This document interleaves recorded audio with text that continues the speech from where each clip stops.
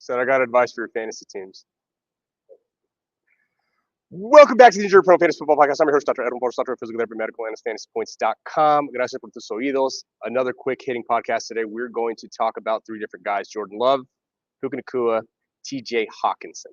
So the first guy, obviously, we'll start with here is Jordan Love. It's been confirmed he's going to play, and this groin strain is likely going to be something that you see pop up, and he is volatile this week.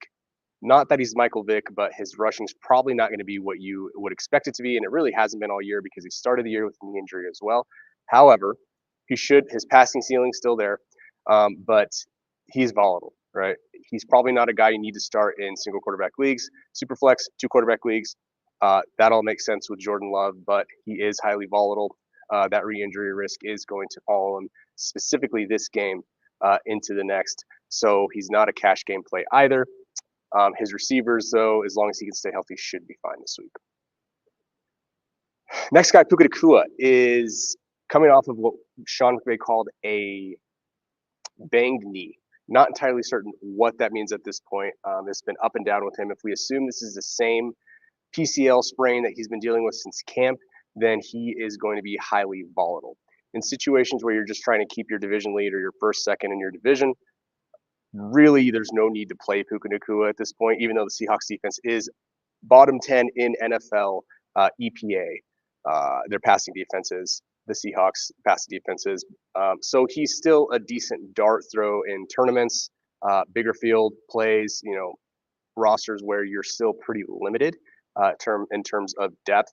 You probably have to play him, but in certain situations where, again, you just need guaranteed points, I'm probably looking at somebody like Josh Downs. I'd be fine playing Josh Downs over Puka Nacua in certain situations.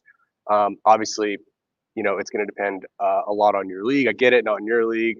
But this is a situation where we don't really know how volatile Puka's knee is.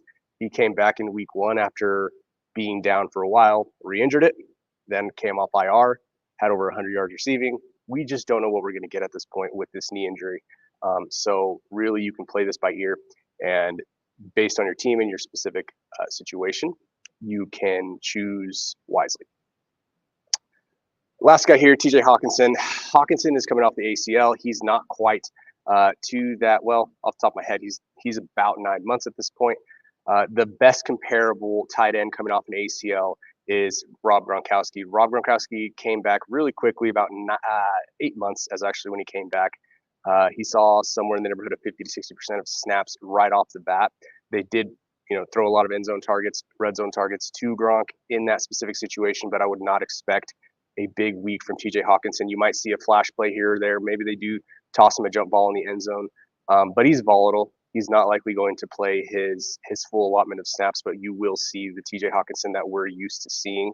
At least you'll see flashes of it. And then by the end of this month, he'll likely be ramped up and be at a full allotment of snaps. That is it for today. Good luck in week 9.